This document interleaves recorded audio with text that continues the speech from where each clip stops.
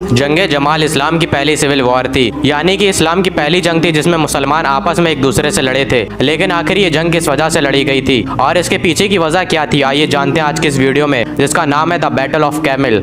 दोस्तों, इसकी शुरुआत हुई थी जब हजरत उस्मान की शहादत हुई। हजरत उस्मान के दौर में फितने फैलना शुरू हुए और बगावतें होना शुरू हो गईं। हजरत उस्मान की जान को खतरा था, इसलिए हजरत अली ने अपने दोनों साहबजादों हजरत इमाम हसन और हजरत इमाम हुसैन को हजरत उस्मान के घर के बाहर खड़ा कर दिया पहरा देने के लिए। लेकिन दुश्मनों ने घर के पीछे से जाकर हजरत उस्मान को शहीद किया। जब हजरत आयशा रजी अल्लाह ताला अन्हा हज से वापस आ रही थी तो रास्ते में उन्हें हजरत उस्मान के कत्ल और हजरत अली के खलीफा चुने जाने की खबर मिली। तो जरा सा फरमाया कि मुझे फौरन मक्का वापस ले चलो, जब तक मैं हजरत उस्मान के कातिलों का बदला ना ले लूं तब तक मुझे सब्र ना आएगा। ये कहकर वह वापस मक्का लौट गई। इसी बीच उन्हें हजरत जुबैर और हजरत तला भी मक्के में मिले।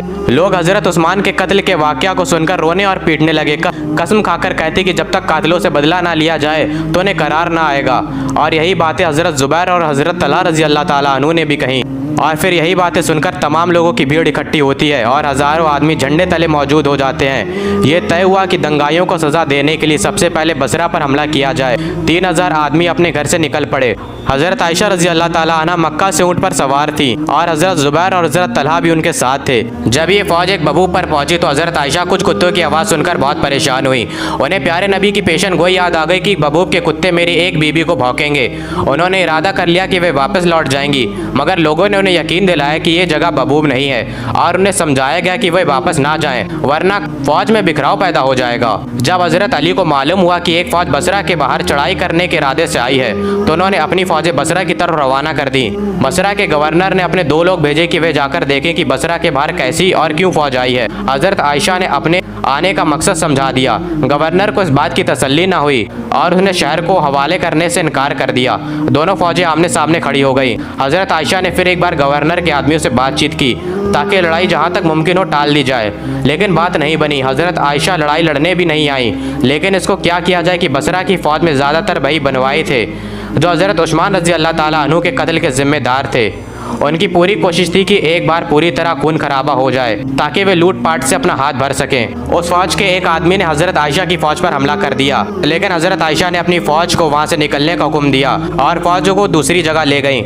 और बलवाई ये समझने लगे कि हमारी डर की वजह से हजरत आयशा चली गई हैं। लेकिन दूसरे दिन उन्होंने हजरत आयशा को बहुत बुरे लफ्जों में याद किया। इससे और फसाद बड़ा उठा। इस नाजुक वक्त में हजरत आयशा ने एक आम ऐलान जारी किया कि वे मुसलमानों का खून बहाना नहीं चाहती हैं। फिर भी नापाक लोगों को तसल्ली ना हुई, सिवाय लड़ाई के और कोई चारा न था। हजरत आयशा ने लड़ाई जीत ली। दूसरी तरफ हमले के लिए दरख्वास्त की गई। आखिरकार बातचीत के बाद पाया गया कि कुछ आदमी मदीने भेजे जाएं और वहां मालूम किया जाए कि हजरत तला और हजरत जुबैर ने हजरत अली की बैत खुशी से की है या फिर उनसे जबरदस्ती करवाई गई है। अगर ये साबित हो जाए कि उन्होंने बैत अपनी रजामंदी से की है तो बसरा हजरत आयशा के सुपुर्द किया जाएगा, और अगर जवाब ना आता है तो खुद बसरा से फौजें कूच कर जाएंगी। एक कमीशन मदीना भेजा गया। पूरी खोजबीन के बाद उन्होंने रिपोर्ट दी कि हजरत जुबैर और हजरत तला से बैत ज़बरदस्ती ली गई है। मैं ये बताना चाहूँगा कि ये रिपोर्ट गलत बताई गई थी और रात के वक्त हजरत आयशा की फौज पर हमला कर दिया, मगर उन्हें शिकस्त हुई। हजरत आयशा ने बसरा पर कब्जा कर लिया। हजरत अली फिर खुद 20,000 आदमी लेकर बसरा आ गए, लेकिन कई दिनों तक बातचीत चलती रही। दोनों फौजें एक दूसरे के मुकाबले में डेरा डाले पड़ी रहीं। हजरत अली ने हजरत आयशा को पैगाम भेजा कि मैं खुद हजरत उस्मान के कातिलों का बदला लेना चाहता हूँ, मगर मैं मजबूर हूँ। अगर आगे लड़ाई हुई तो कई सारे मुसलमान और मारे जाएंगे। हजरत आयशा ने पैगाम भेजा कि 5 महीने हो गए हैं और हजरत उस्मान के कातिलों को कोई सजा नहीं मिली है। अगर हमें यकीन दिलाया जाए कि कातिलों से बदला लिया जाएगा तो जिस तरह चाहे हम वैसे करने के लिए तैयार हैं। बहरहाल बातचीत चलती रही। अभी ये बातचीत चल रही थी कि उसी रात हजरत अली के कुछ सिपाहियों ने जो फसादी थे और जो दोनों फौजों के दरमियान लड़ाई करवाना चाहते थे, उन्होंने हजरत आयशा की फौज पर हमला कर दिया। घमासान लड़ाई हुई, हजारों मुसलमान शहीद हुए। सुबह हजरत आयशा एक ऊंट पर सवार इस नियत से खेमे के बाहर निकली कि शायद उन्हें देखकर लोग लड़ाई से रुक जाएं, और इस लड़ाई ने और भयानक शक्ल इख्तियार कर ली। हजरत तला, हजरत जुबैर और हजरत अली आपस में मिले। उन्होंने लड़ाई को खत्म करने की भी कोशिश की। इस हालत में जबकि ये सहाबी मशवरे में लगे हुए थे, फसादियों ने हजरत आयशा के ऊंट को घेर लिया। वो चाहते थे कि हजरत आयशा को गिरफ्तार कर लिया जाए और मुसलमान मजबूर थे कि प्यारे नबी सल्लल्लाहु ताला अलैहि वसल्लम की बीबी को हर सूरत में बचाएं, चाहे जान की बाजी तक लगानी पड़े। इसलिए खूब जोर की जंग शुरू हुई। तीरों की बारिश हो रही थी। खतरा बहुत ज्यादा बढ़ गया था। हजरत अली खुद आगे आए और हजरत आयशा को को पूरी इज्जत व एहतराम के साथ अपने साथ ले गए। वहाँ कुछ दिनों ठहरने के बाद मदीना पहुंचकर उम्रा करने के लिए वे मक्का तशरीफ ले आईं। कई साल तक वह ऐसे ही रहीं और उसके बाद फिर उनका इंतकाल हो गया और इस जंग में हज़रत तलहा और हज़रत ज़ुबैर भी शहीद हुए।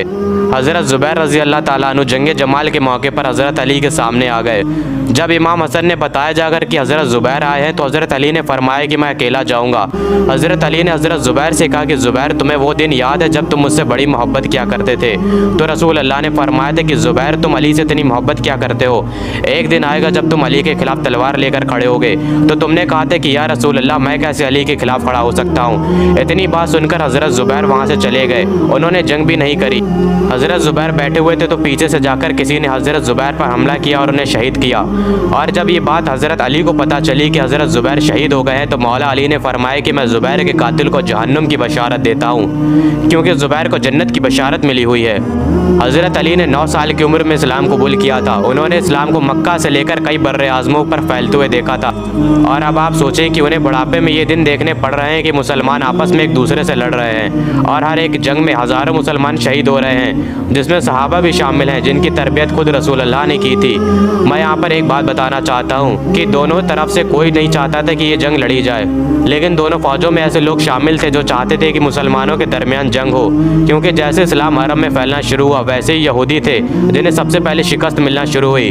हज़रत अली ने जब खैबर को फतह किया तो यहूदियों को बदतरीन शिकस्त मिली।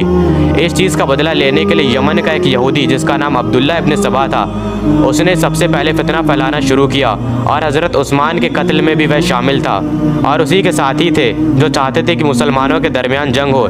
इसीलिए उन्होंने रात में हज़रत आयशा और हज़रत अली की फ़ौज पर हमला कर दिए। हज़रत आयशा की फ़ौज को लगा कि हज़रत अली की फ़ौज की तरफ से हमले हुए हैं और हज़रत अली की फ़ौज को लगा कि हज़रत आयशा की फ़ौज की तरफ से हमले हुए हैं। इस बात से ये साबित होता है कि मुसलमान कभी नहीं चाहते थे कि वो आपस में लड़ें, लेकिन असबाब ऐसे बने और बाद में इन लोगों की साजिशों की वजह से भी हुआ। और मैं उम्मीद करता हूँ कि ये वीडियो आपको पसंद आई हो। मुलाकात होगी किसी नई वीडियो में, जब तक के लिए अल्लाह हाफिज़।